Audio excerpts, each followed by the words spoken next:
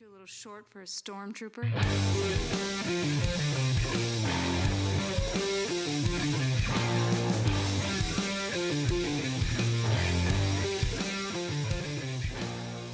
What's up, nerds? Welcome to another episode of the Multiverse Report. Tonight we are recapping the week's 30 news from Mandalore to Krypton and everywhere in between. My name is Mike Gibson. With me as always is Steve Haller. What is up, Steve? Well, Mike, I don't know. I think the biggest thing that's up is we watched Star Wars with some people this week. Well, Yeah, technically we did. didn't watch it this week. Spoiler alert. But Yeah, you can hear about it this week. you sure can.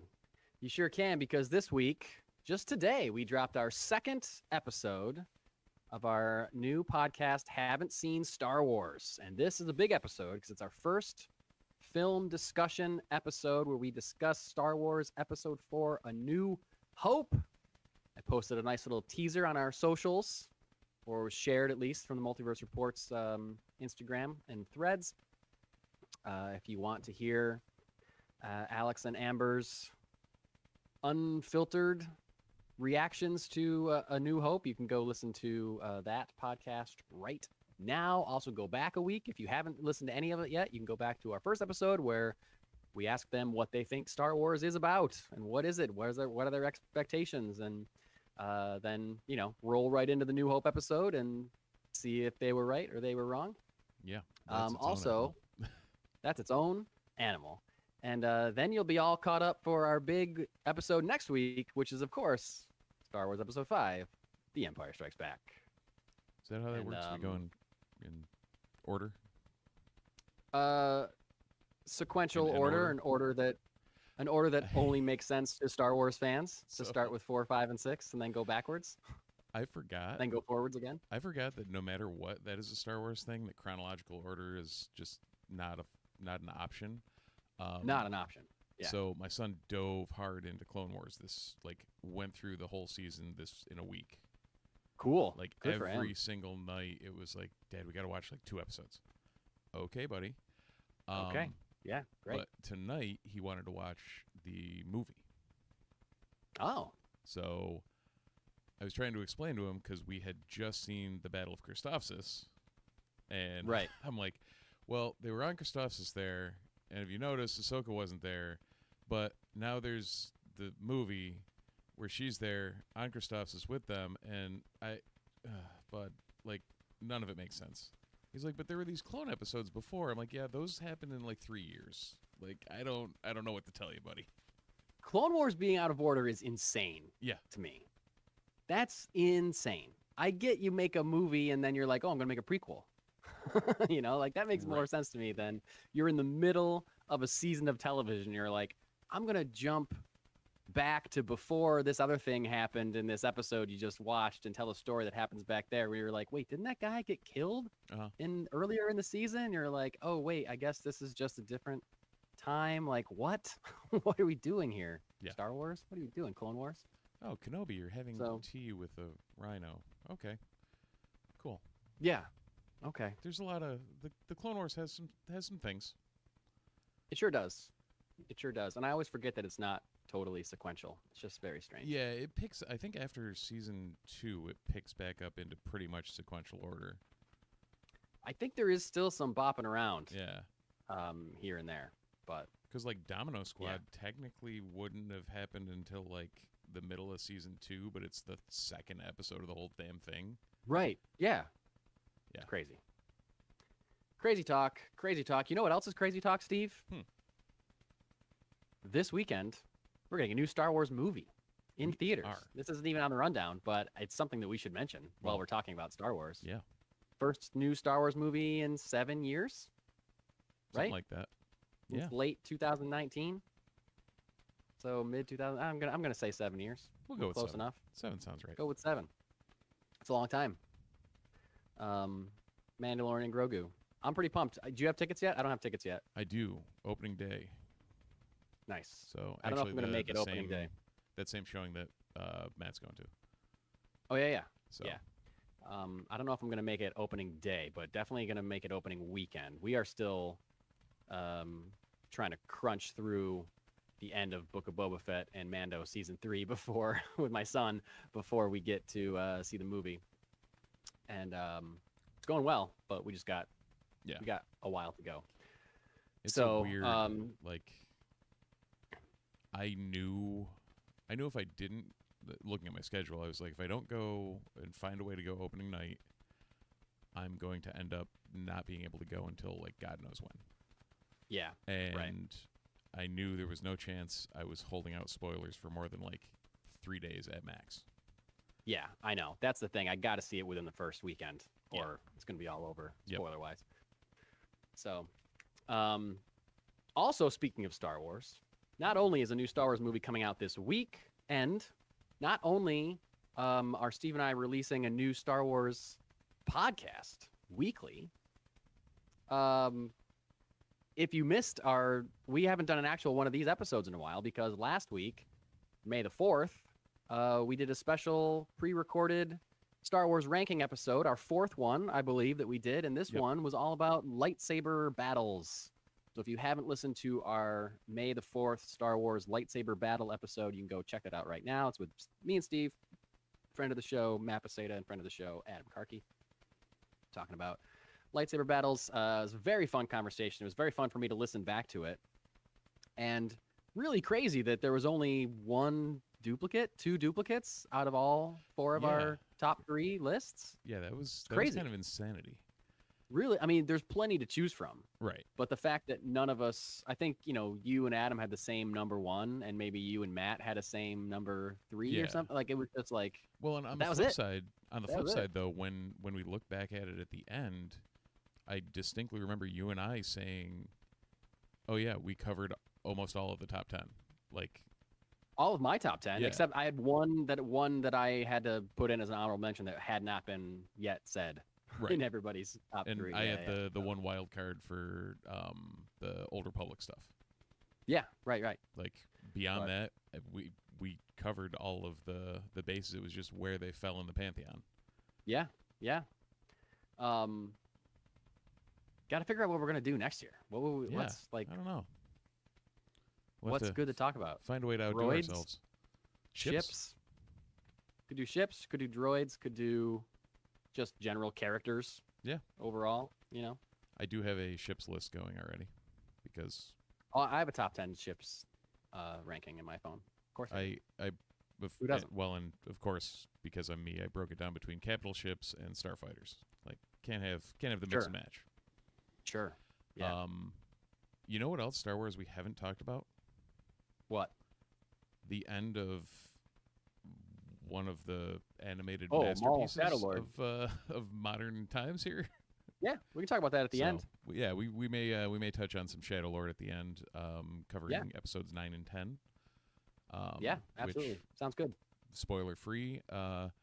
If you haven't seen that and you enjoy Star Wars animation, or even if you don't enjoy Star Wars animation, you just enjoy Star Wars or Star Wars. You enjoy Star Wars. Like either or, like go watch that. It is a thing of beauty. Big time. Yeah. So. This podcast, by the way, is sponsored by Funkytown Comics and Vinyl in Camillus, New York, and in Cicero, New York. I was up in Cicero for Free Comic Book Day. Had a great time.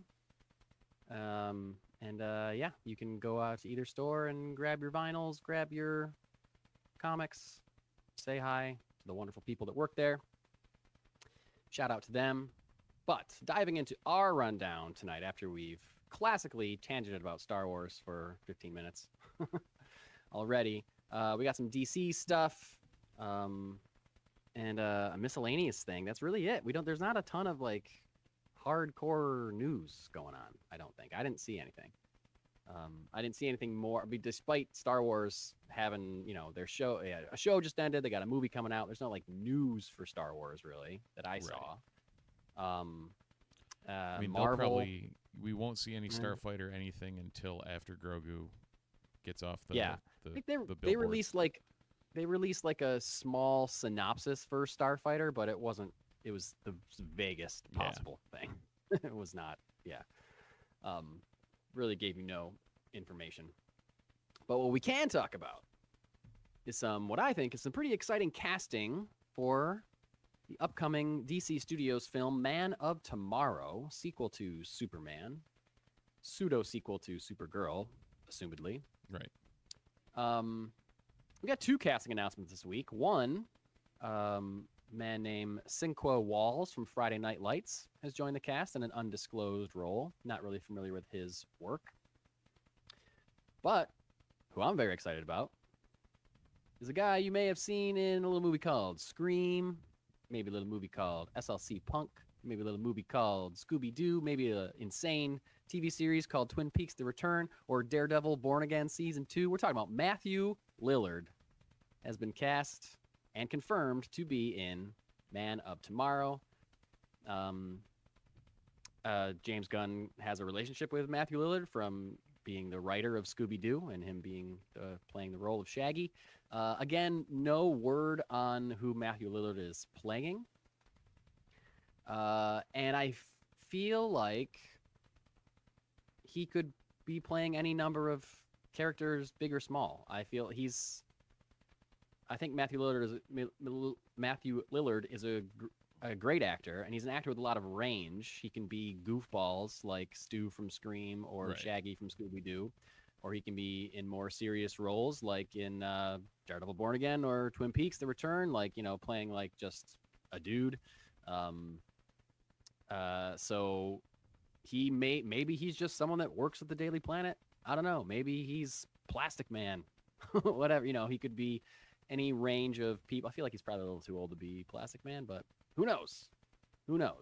I would love if Matthew Lillard was like a recurring character in the DCU. I think he'd be a good face to reappear throughout this franchise. There's fans out there speculating. I said Plastic Man because I did read something about people speculating that he's playing Plastic Man, but like there's no basis for that other than sometimes he's funny in movies. Right. Plastic Man is a goofball. Who knows? Someone said Swamp Thing also, and I was like, yo, I'd love that, but I don't know. He might be playing the guy that becomes Swamp Thing, but I don't know if he's bulky enough to actually like be the creature himself. Who knows? James Gunn also said this week that production is going very well so far. No hiccups so far in the production of Man of Tomorrow, a movie I'm very curious about and will be very excited to see when it comes out. Steve, have you ever seen SLC Punk? Absolutely. I had the VHS Yeah. of it back in the day. Dude, so did I. It was And killer movie. it's a great movie. Do you know it's not available on DVD or Blu-ray? Really? Just like the DVD is like expensive. Like you have to get it on eBay or something, Huh. or from like private sellers on Amazon. Like I just Yeah. looked the other day 'cause I was thinking about it because I read this announcement, and you can't find it. It's crazy. That's so weird. Because that's definitely a movie that I used to own on VHS. If I still own it, I have no idea where it is. I do know And- where it is. You either sold it at one of the cons or it's in that box. Then I 'Cause we sold had- it. I sold that? After we talked about it, I remember having this conversation when you pulled it out at one of the cons. Damn it. I should not have sold that. I regret it.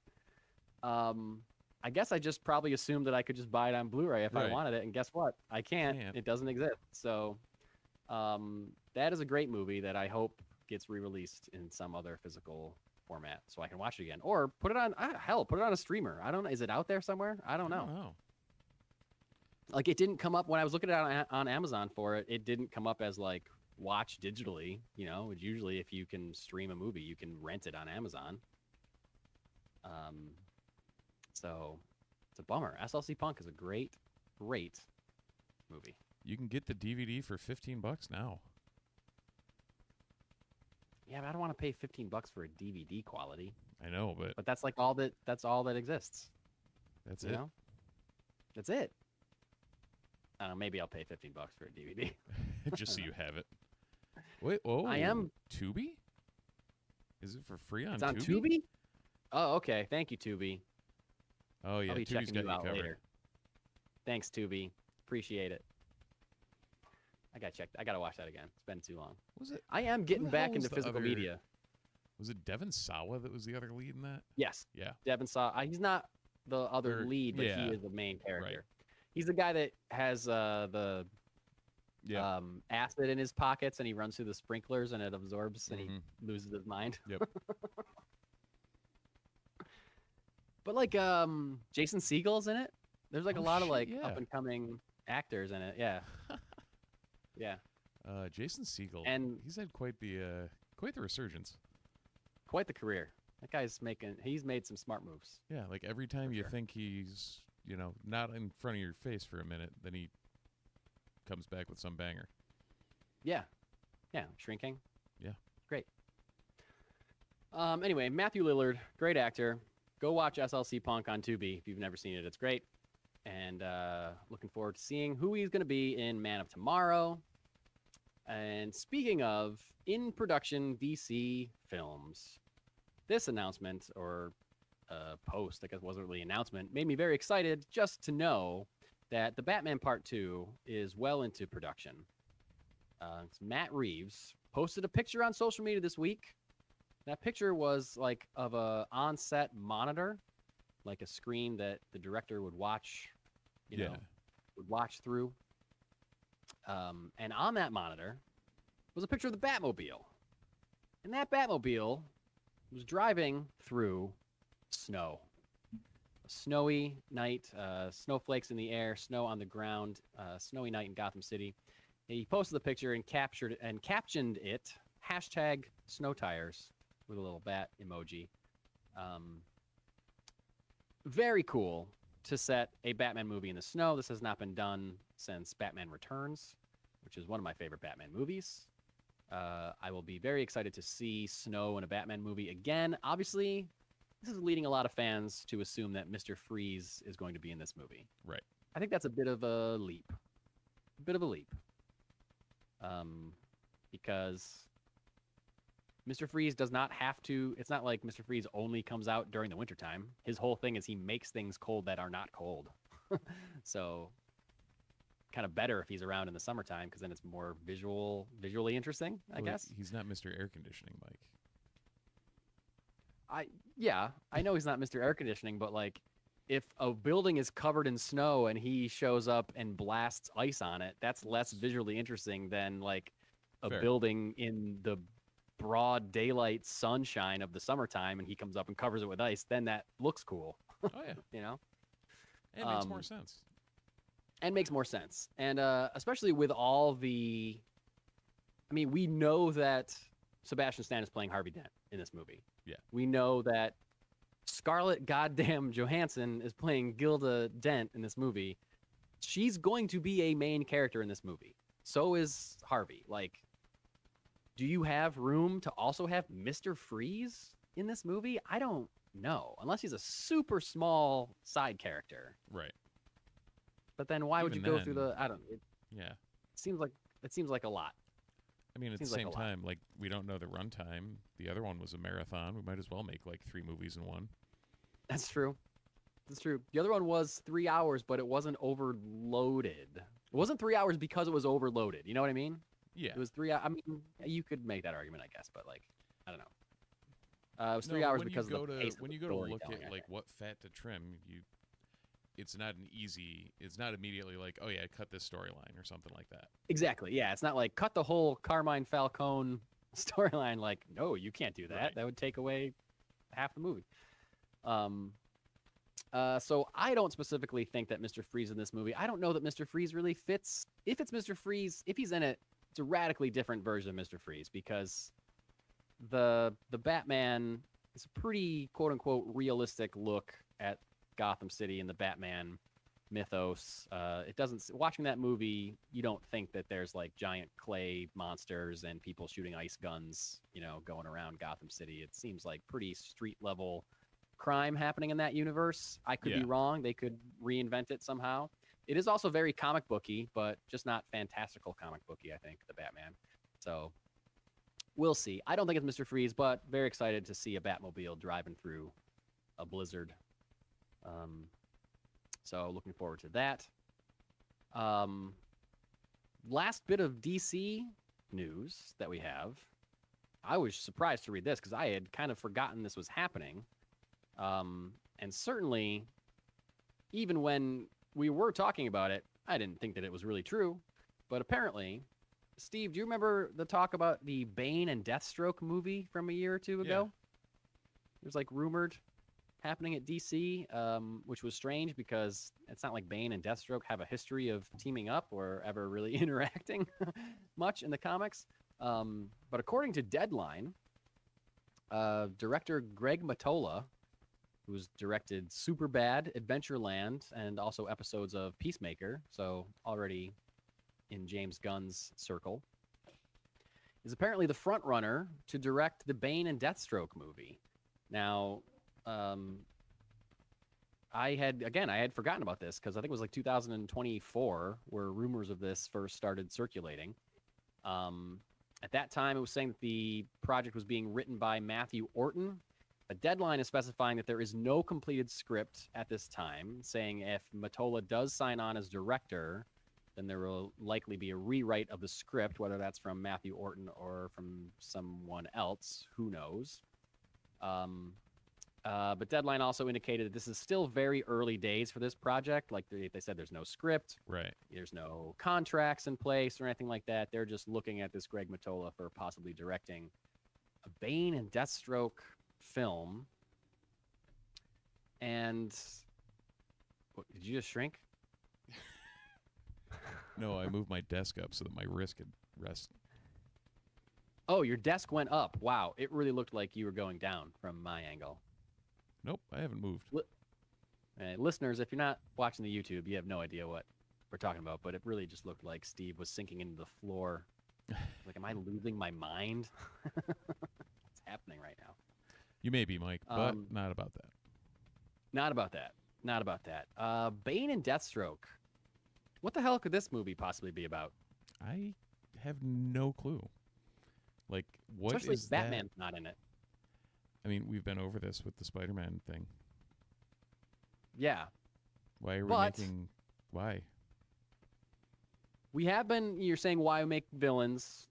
Why make movies out of villains when they're not supposed to be rooted for? Yeah. But we talked about that Clayface trailer a couple weeks ago, and that doesn't look like they're making him into a hero of any kind. No. Right? No. But that feels... I mean, what are you going to do with Bane and Deathstroke? I don't know.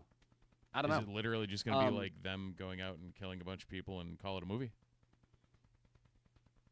I mean, I think the way to make it interesting would be it to be Bane versus Deathstroke, right? Because then you don't necessarily need a Batman to be there. It can be one versus the other, and you can choose who to root for, or maybe it's hard to decide who to root for because Right. they're both awful, evil people. I don't know. But, with Clayface and now this Bane and Deathstroke thing, that'll be 3 Batman villains that will have movies without Batman actually having a movie in the DCU. Weird. Maybe a little weird. Well, you know. Who knows? We got Matt and Brian in the chat. Matt and Brian, hello. Thanks for being here. Mr. Flint can confirm that I was sinking. Right? Totally syncing. Same page, Matt. Same page. Might be why you guys write books together. It might be. We were actually talking about that today. There you go.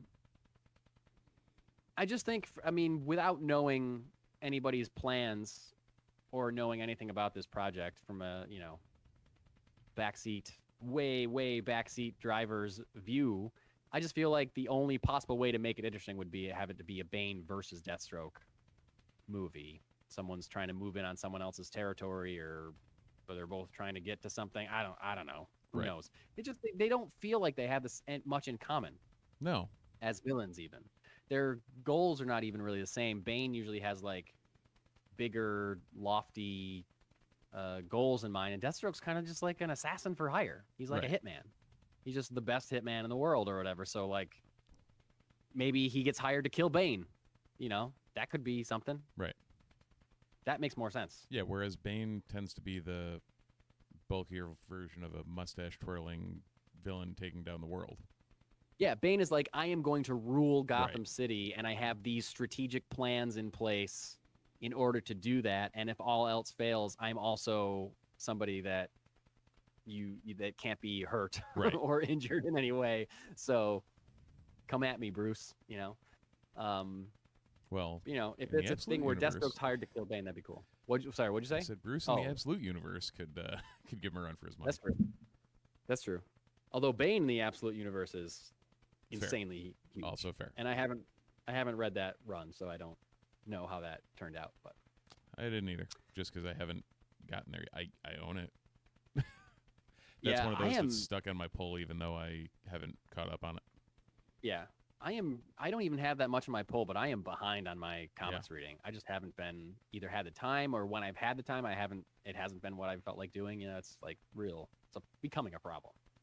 That I haven't been reading comics. I got to get back. Got to get back to it. Get back to where I once belonged. So I hope, based on nothing, I hope this is Deathstroke getting hired to kill Bane for some reason. And that'd be cool. And they could even make it like that could tie Deathstroke into like the Suicide Squad or Task Force X, Amanda Waller territory. You know what I mean? Like, it could bring him out of that group of that corner of the DCU and make it a bridge to the Gotham corner of the DCU or whatever that they're clearly working on building up in some way. So I don't know. Okay, now I'm excited about this movie. Now I'm fully in, if that's what it is. If they use my idea. Yeah, Brian doesn't think it's happening, but with your idea, I would be behind it. Doesn't think it's happening. Correct. Is what Brian said? Huh. Well, Brian, you should contact Deadline.com and tell them that, because Deadline.com thinks it's happening. So, I don't know. I don't know if it's happening or not. But something that is happening, again, according to Deadline.com, so who knows? These quacks are all over the place. Matt Shakman, resident Marvel guy for a little bit. WandaVision, Fantastic Four, First Steps, director extraordinaire, is jumping franchises. Will not be making a sequel to the Fantastic Four. Not that I haven't heard anything about making a sequel to Fantastic Four. That's not on your radar either, right? I haven't heard anything about the Fantastic Four in any of the upcoming movies. Yeah. I think they're going to be in Doomsday. Well, it's literally got Doom in the name. If they don't have the Fantastic Four, then they've lost the goddamn plot. Maybe. You never know. You never know, these wacky MCU guys. Them and Deadline. There's bunch of quacks out there all over the place. Real quick, I gotta shout out. I feel like I do this every time she's on, but Titania Maslany was on Comedy Bang Bang today again, and every time she's on, they joke around a lot about her being She-Hulk and how a lot of misogynist a-holes gave her a bunch of shit when she was playing She-Hulk about that show, and like review bombing it and going after her and yelling at her when it's at all. So she always when she's on Comedy Bang Bang, which is relatively frequently, she comes on with some like, I'm suing Ryan Reynolds because I was supposed to be in Deadpool and they kicked me out. Like just insane stuff that like, is not true. Right. But every once in a while I see it picked up by some like low tier Marvel reporting account or whatever. It's very funny. And she was going on and on this episode about Comedy Bang Bang, how now she's back in the MCU, but instead of playing She-Hulk, she's playing a French maid that comes in and dusts the things while all the men are talking.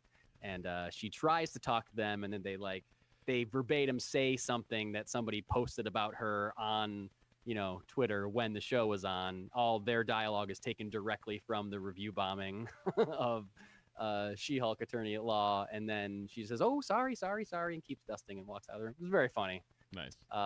That's not all they talk about. They do a lot of riffing on the possibilities of her returning to the MCU. It's very funny. Comedy Bang Bang in general, very funny podcast. It is. It's a very good show. Anyway, we're not talking about Comedy Bang Bang. We're not talking about She-Hulk. We're not even talking about Marvel. We're talking about a guy that was at Marvel, this Mr. Matt Shakman. Fantastic Four, First Steps, is moving to a new IP, and that IP is one we haven't talked about in quite some time, Steve, and it's kind of surprising the length of time that has gone by without us talking about Planet of the Apes, because that franchise was on fire for a while. Yeah. A trilogy of bangers, followed by a relaunch, Kingdom of the Planet of the Apes, which was very successful. It made like $400 million. Yeah. That was a hit. And then it's been years with no announcement of any Planet of the Apes thing. Here comes Matt Shackman saying that he's going to direct and co-write a new Planet of the Apes movie with his writing partner. He's bringing along Josh Friedman, who dodging out of the way of the camera. His writing partner Matt Friedman, who also worked on Fantastic Four with him. Friedman also has written Avatar 2 and 3, and also wrote Kingdom of the Planet of the Apes. Weird. However, their movie will not be a sequel to Kingdom of the Planet of the Apes. It will be a new entry, just a new original story for the Planet of the Apes universe. It is not connected to that movie. Why? I don't know. I mean, I'm Why not? fine with that, assuming it's a good thought, but like, yeah, you got a banger. Why don't you follow it up with something? Right. Yeah, you had a hit. Yeah. I do feel like there was talk about a sequel for Kingdom after the success of Kingdom. Right. And that clearly they're going a different way. I don't know why they wouldn't continue that story. I thought Kingdom of the Planet of the Apes was good. Yeah. It wasn't as good as the Caesar movies for me. But no, but it was a good. I found it to be a good pickup and possible jumping off point. Exactly. It was a good new entry point, right, to start a new trilogy or start a new series or something. Yeah. So I'm just, and even the end of that movie kind of set up threads for a sequel. So I'm not really sure why they're going this route, but I can only hope that they're going this route because someone has a really good idea. Right. That's all we can ever hope, Mike. That's all we can ever hope. How's your wrist, buddy? It exists. It exists. Though our listeners can't see this, Steve has a massive Brace. what do you call those things? Brace. Yeah. I had a massive had ice it. pack on it before, but I had a weird mystery injury to my wrist that for the last week has hurt the flying hell out of me, and I have no idea what's wrong with it. Neither do the docs. Yeah. Steve is podcasting with one arm tied behind his back. Almost literally. Figuratively, but not totally figuratively. Yeah. So shout out to Steve Haller for playing hurt tonight. Appreciate his dedication to nerd news around the world. Steve, do you have a comic book to review tonight? That's all the news that I have. I don't have a Before getting into review. I did comic read a couple. Oh, I unfortunately, as previously noted, did not read any comics. So, hit me. What did you read? What the hell? Fall of the House of Slaughter. Whatever the new Civil War thing is. Yep. And Rogue One. Cassian Andor. Oh, that's out? Yep, that came out last week. Damn it. I missed it. So Hopefully it's still at Funky Town. I'll have to go. I really wanted to read that one. I'll have to go and get it. it's still a there. nice. It fills in a lot of the gaps between like when we meet Andor, it's him meeting Tavik, and that's that. That's what we see. Right. Yeah. And this is like an immediate prequel to that. Like what leads up to that meeting. Wow. So it actually takes place between the end of Andor Season 2 and Rogue One? Yep. Wow. There are gaps I to be did not filled, think- sir. I did not think you could fit any There's more the story. smallest gap into you that could time. possibly fill, and they filled it. It would make more sense to me if it was between the scene where he shoots that guy and then the scene where he meets Jin back at Yavin 4. Well, you That's a would think so. better gap to fill for me than on the way to see this guy. Okay, whatever. It fleshes it out. It's actually, I mean, it's pretty good. It was good? Yeah, it's Yeah, I mean, you know, for what it is, it's a good effort. yeah. I want to read it just because Cassian's one of my favorite Star Wars characters, and if they're finding a way to give us more story, then I want to read it because like I know I know I don't have any more time with this character unless it's in a comic book. So that's if I want more Cassian, that's where I have to go. Now, Mike, in the good year 2020, is there a remote chance you would have said Cassian Andor is one of my favorite Star Wars characters? Nope. A relatively throwaway character Nope. from Rogue One. Yes, he was a second lead type. I was gonna say but he's not. He wouldn't be. He's not even my favorite character in Rogue One. Right. Like he is now, but he wasn't. Like Right. I think I preferred Jyn. I prefer Jyn Erso. Just based on Rogue One alone, she'd be my favorite character from that movie because she's the lead, and she's an interesting character, and I get it. I relate to her, and she's great. And Yeah, now? Cassian would not. Cassian probably wouldn't be in my top 3 favorite characters from Rogue One without the show. Isn't that crazy? You know what's really crazy? Outside of, we were talking about this a couple weeks ago. I can't remember whether it was on the pod or not. But, like, outside of Obi-Wan and Anakin and Maul and a couple other characters that have had huge arcs over the course of animated shows, Cassian Andor has had more character development than just about any character in Star Wars. More hours, more screen time, more anything. That is true. Even if you just do live action characters, It's him and Din Djarin. but also still Obi-Wan and Anakin. True. Yeah. Um, I guess technically. and yeah, the Mandalorian. Yeah, I would have thought that, but yeah, you're right. And Cassian. That's crazy. Never would have thought that. Or you could say this is a crazy. Well, you have to bring back animation, but Captain Rex, Oh, yeah. crazy, and Ahsoka. Yep. If you do an animation, but wild. I mean, Wild. Yeah, no, same. I would never say that he's and, one of my and favorites. the Ghost Crew. You have Right. 4 seasons of Rebels, and then you have season 5 of Rebels. Yeah. Like, Right. It's insane. Yeah.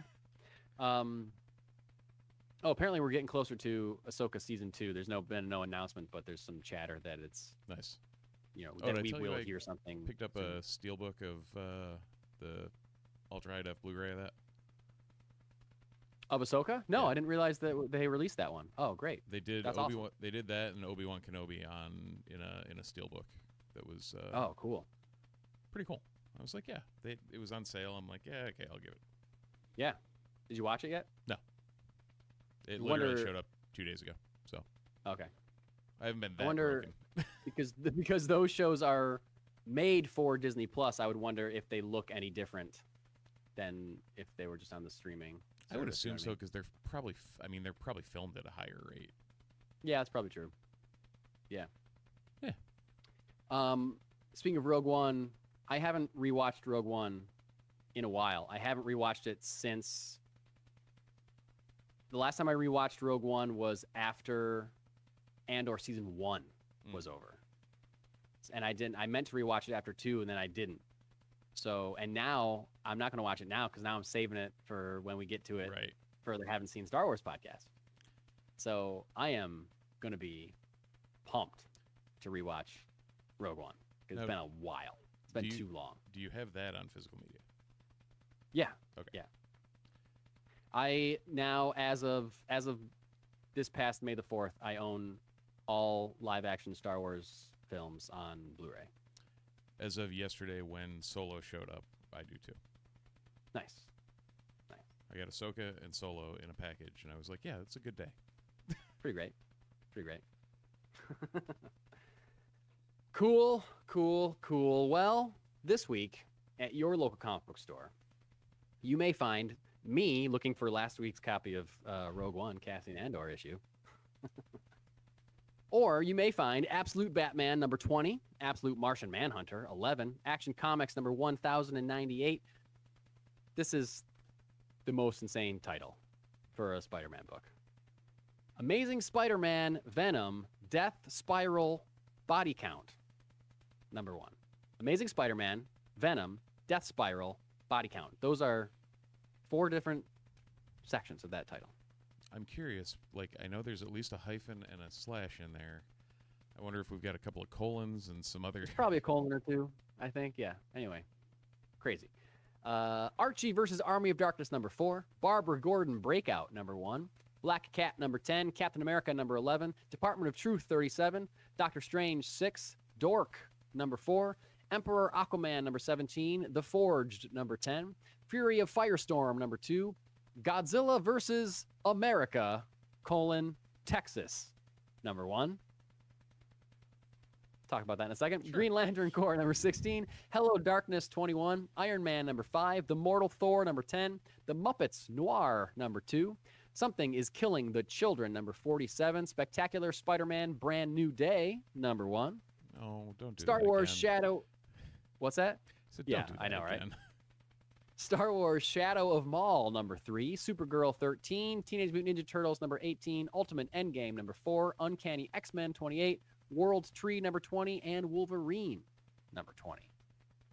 Now, Steve, you and I for quite some time now have been remarking about how Godzilla is just challenging everybody to a fight. He's fought the Justice League, he's fought the Avengers, Yep. he's fought Power Rangers, all over the place, this guy. Fighting.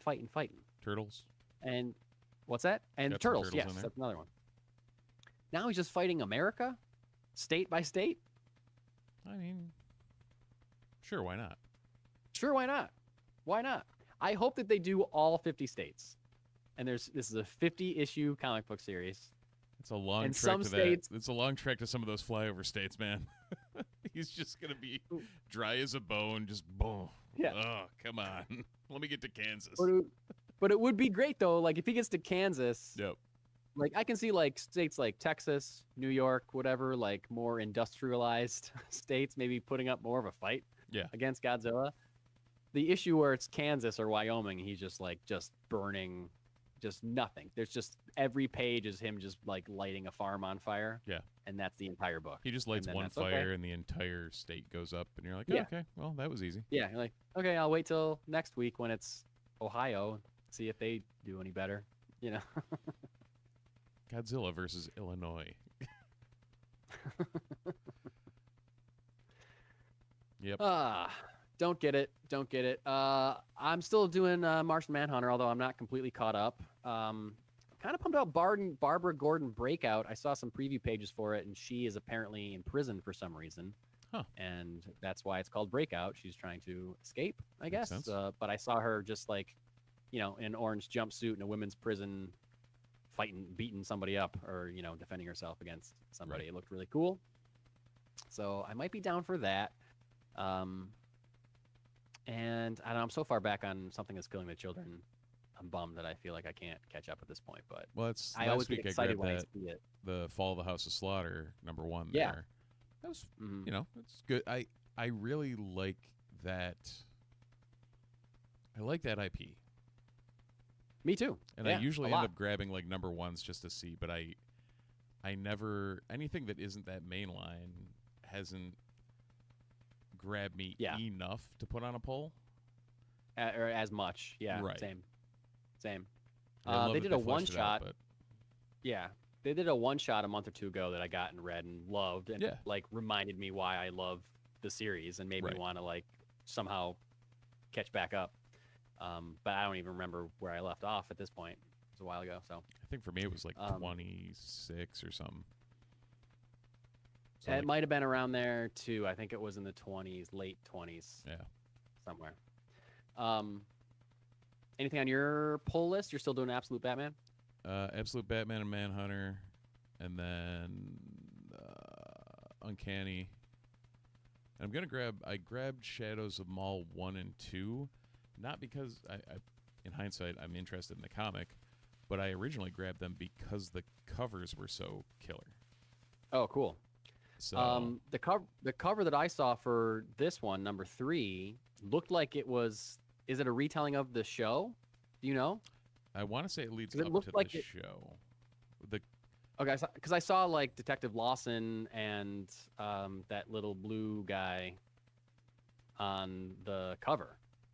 So I didn't know if it was a retelling or if it was clearly some kind of tie-in, or maybe I just saw like a variant cover that was featuring the show. I don't know. Yeah, it's a prequel for the Okay. show. So I think it Okay. parallel paths like all of the Lawson and Two Boots and Maul Sure. and Yeah. whatever the hell little Devin blue dude's and- name is. Yeah. Yeah. Comic Relief A. Yeah. Yeah. Well, that's all I got. If you, we can do a semi wrap up and talk Maul a little bit longer, as a nice segue in from the comic book we were just discussing. Yeah, let's do that. Do a little bit of Maul, but probably not for too long because I'm exhausted and your wrist hurts. Yep. So, but yeah, give them the old wrap up, Steve. For the Well, people that are leaving. if you'd like to hear more of our, I was going to say sultry voices, but I don't know about that. Sure, I'll take it. Why not? If you want to hear more of our voices, feel free to subscribe, check us out on your podcatcher of choice. Leave a comment on any of these YouTube videos. It really helps the algorithm find us. Same deal on the podcatchers. Let them know that you like to hear us. Yeah. Because that helps us make more things that you can hear. Also, check us out on Haven't Seen Star Wars because, well, they haven't, and you need to hear about it. Yeah, it's a lot of fun. There's your tagline. They haven't, and you need to know why. But yeah, that's about what we got, Mike. Yeah, about what we got. Yeah, go listen to Haven't Seen Star Wars if you're signing off now, and if you're signing off because you haven't watched Maul Shadow Lord, then you need to go and do that. Sign Go off and do go that. watch Maul Shadow Lord. Yeah. Go. It's the greatest. That's my spoiler-free review. Maybe not the greatest, but it's really great. I mean, it's not my favorite Star Wars thing, but it's No, but it's for it's a must see. It's must see Star Wars. yeah, for a season of Star Wars animation, it is up there with most things that have been made. It's I in that agree. vein. I agree. And now we're going to start talking spoilers. So all you people that are leaving, goodbye, good riddance, good luck to you in your future endeavors. And I hope you're able to figure out a way to watch Maul Shadow Lord. Because spoilers in 3, 2, 1, fucking Darth Vader's at the end of it. Yeah. Like, what? What? I mean, we kind of knew it when they had the initial shot. What was it? Episode 4. Where Merrick is when talking Merrick to was a talking to his boss. unseen hologram. That's what I thought too, but then they kind of like sideswiped that by having another Inquisitor show up. The one with the crow face Yep. one. The 11th brother. We've seen him before. Sorry, what's his name? 11th brother. The Crow he's known as the Crow. Oh, he is known as the Crow. But yeah, he's Okay. the 11th brother. You know him from Tales. From Tales of the Jedi. He's the one that fought Ahsoka, right? Yep. Yes. Okay. So Ahsoka That's what I thought. Ahsoka has taken down both of the Inquisitors we saw in this show, killed both of them You're right. without You're right. her lightsabers. No, didn't she do Merrick with her lightsabers? I thought that was a lightsaber duel in the forest. Yeah, Was- she cuts yeah, him because oh, he's yeah, got yeah. like he's so old he has like gas inside him or Right. something, or dust or Yep. whatever. He like wild. But Yeah, I didn't Tales, realize that they're Tales both she killed by Ahsoka. Yeah. just absolutely wrecks him, like Yeah. toying with him. And it's such a cool look though. It's such a cool look. Oh, yeah. Like I recognized him immediately. Yep. I or knew that I'd seen him before. So yeah, but that second to last episode, I mean, both the last 2 episodes are excellent. Yeah. And the last one is like just a lightsaber. Speaking of lightsaber battles, it's Right. a lightsaber battle for 22 20 minutes. yeah. That's all it is. Yeah, in a 22-minute episode, 19 of it is a lightsaber battle. Yeah, yeah. And the rest of it is blasters and trying to shoot down a shuttle that's shooting at you, Right. like guns in the middle of the forest. But even the 9th episode, the episode before that, has an incredible lightsaber battle. Mm-hmm. between Master Whoozits and the two Inquisitors and Maul, or and Devin Master Who's fighting. I can never remember his name.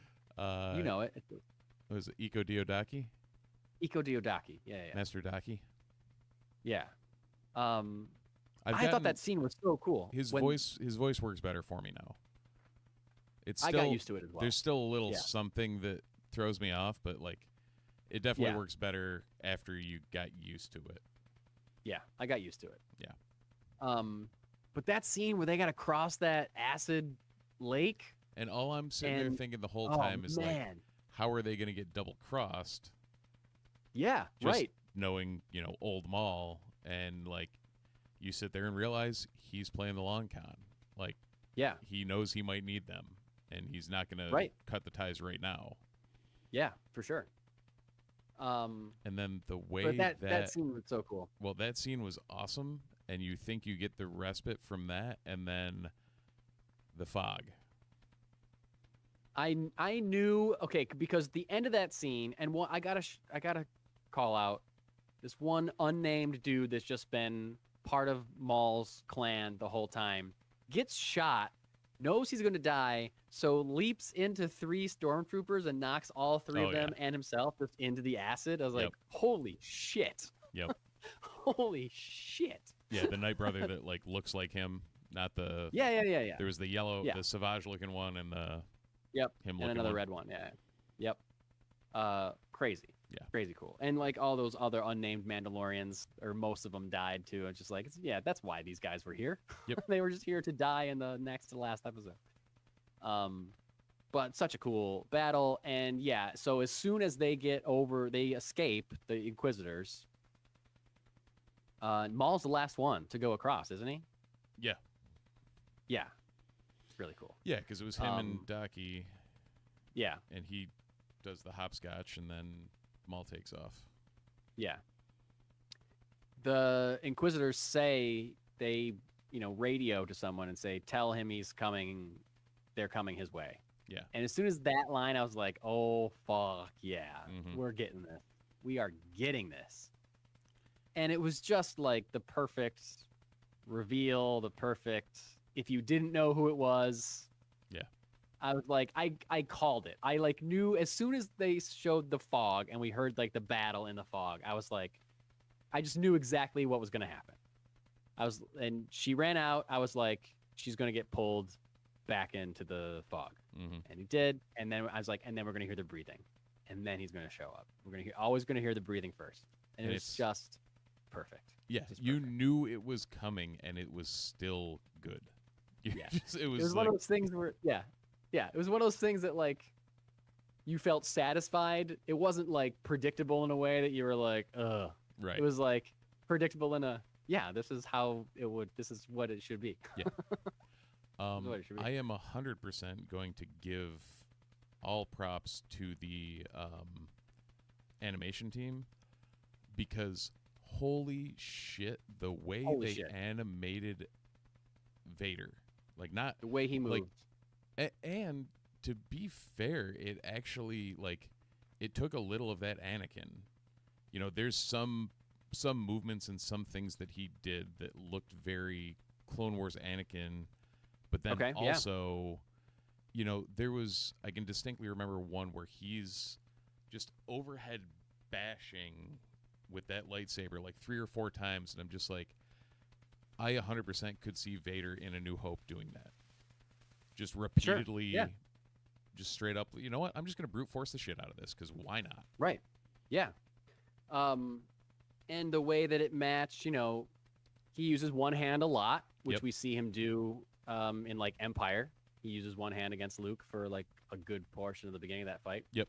And then, but there's also when he is holding both, when he's using 2 hands, he looks like Vader fighting Obi-Wan in A New Hope. Yeah. On the Death Star. But also he does, like, they have him do that in other animation, like in one of the greatest lightsaber fights ever, Ezra and Ahsoka versus Vader in that Sith temple. Like he looks like how he's fighting. In this episode of Maul, he's moving the same way. Yeah. But like more refined because the animation is so much better. Yep. In this than in Rebels. I love Rebels, but like it's clear that this Night and is day. like so highly rendered and Yeah. like designed. It's incredible. The way So yeah, he looked and moved perfectly. Perfectly. Yep. On Threads, I can't remember what somebody was talking about it, and Oh, I think I saw this too. I might have seen. I was about to bring this up. yeah, they How had the Disney GIF, and the way I responded to it was, it said, "Peak, I love how fluidly he moves," was the comment, and it was a GIF Okay. of this battle, and I said, "Fluid, but with an absolute brutality and savagery that really captures the essence just perfectly." Yeah, And you're it's right. like it was fluid, and it was, you could tell he was a master at what he's doing, but there's just this raw, I don't even know what Yeah. to describe it as. It's just raw. I know. Yeah, power and rage, but like in complete control of those things. Yeah. He's like, he's not like, and we've compared even recently on this podcast. I think we've had a discussion where we compared Vader to Maul to Kylo Ren, or Yeah. something like that, and like where definitely Kylo Ren and sometimes Maul are so angry that they lose control of their anger. Right. Vader's never. He's the angriest, I would think. Yeah. But he's never out of. He's never.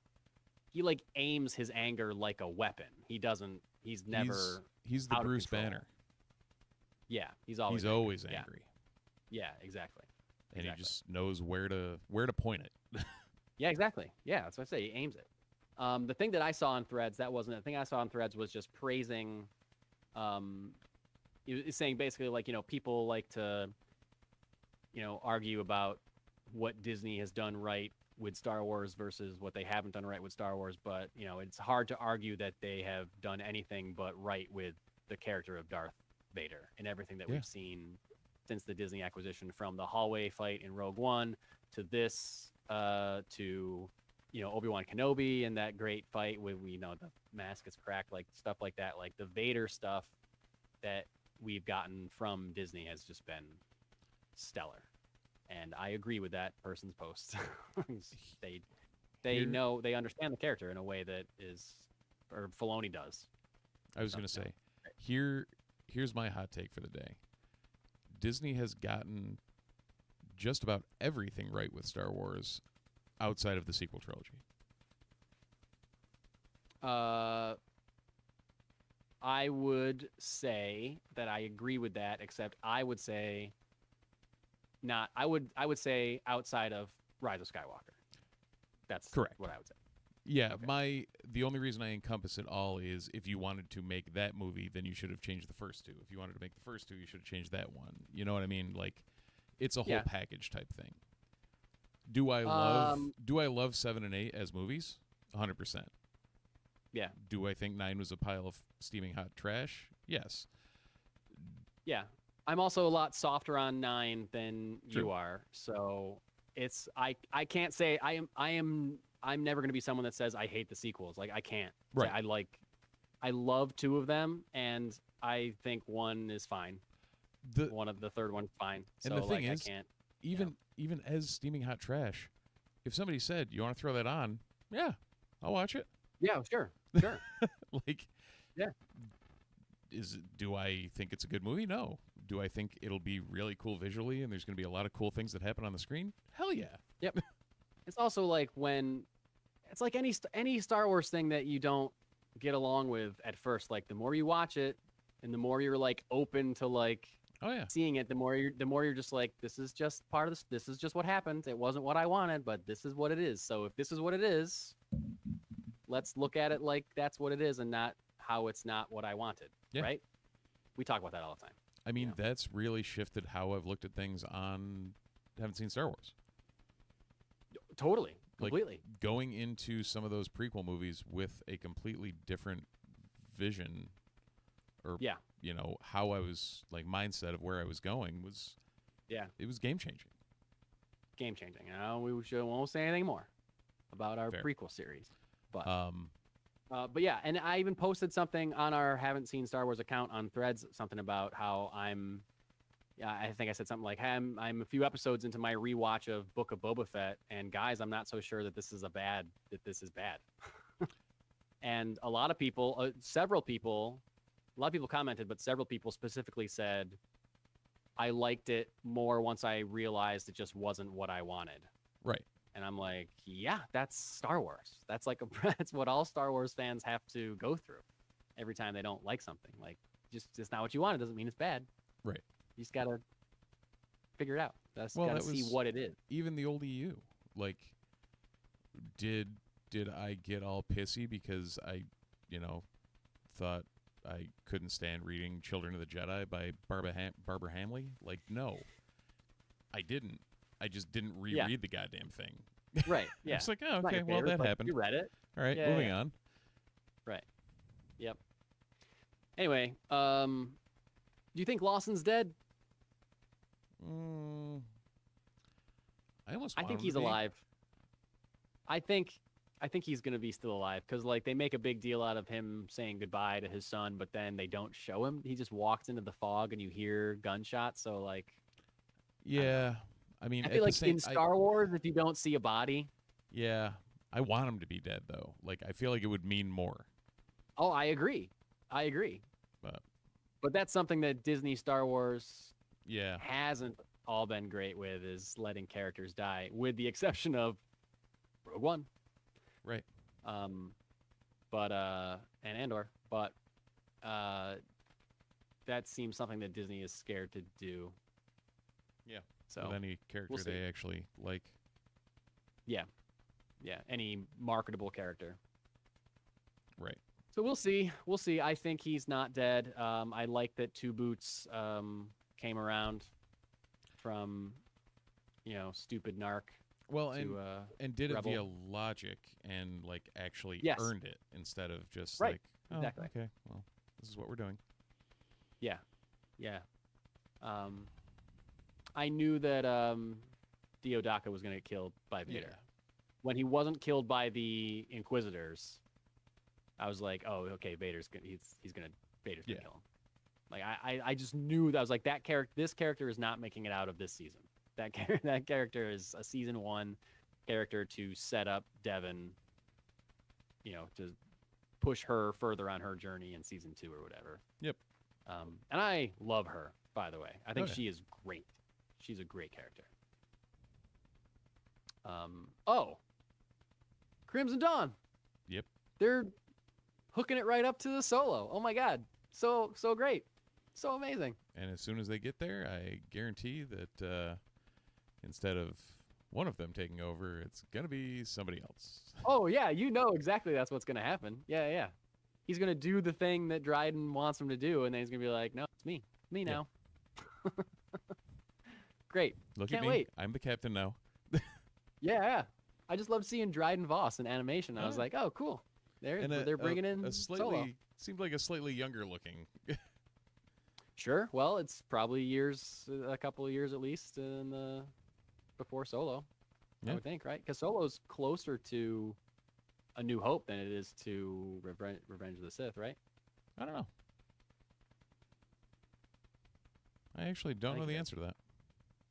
I'm always fuzzy on where it takes place, but I think it's closer to A New Hope. But is it? I don't know. Yeah. I don't feel like looking it up. But I love that they're, Solo is a movie that brought in a lot from Star Wars animation, and now Star Wars animation is bringing in stuff from Solo. Cool. There we go. Weaving that Star Wars web. I think that's all I got to say. I just, it's great, and you guys got to watch Maul Shadow Lord. I was meh on the first 2 episodes. Like I thought it was good, but not great, and then it just is a kind of a slow burn for me. It just got better and better and better with every subsequent episode. So. That's after the first 2. I knew I was in just because of the animation. Like, if nothing else, to Oh, watch. What I they knew were I was going to doing. watch the whole thing. Oh, There yeah. was no way I wasn't watching the whole thing for Yep. sure. But yeah, Yep. it was definitely like good setup. Like this wasn't a 10 episode show. This was a 5 episode show. Like each Yeah. of those blocks is a episode. Yeah, I agree. So It definitely felt better watching more than just the 22 minutes. I liked the double episode. Yep. Release. so Cool. Cool. Well, that's all I got, Steve. You got anything else? Good here. All right. Well, then do all the things we told you to do earlier if you're still here. You know, listen to Haven't Seen Star Wars. Check out Funky Town Comics and Vinyl. You can follow this podcast and Haven't Seen Star Wars on Threads and Instagram. It's mostly where we're at these days. And yeah, next week, Empire Strikes Back episode of Haven't Seen Star Wars. Check it out. And another regular news recap episode from us. And until then, as the two suns set over the burnt corpses of Owen and Beru Lars, we say thanks for watching, thanks for listening, and we'll see you in the multiverse.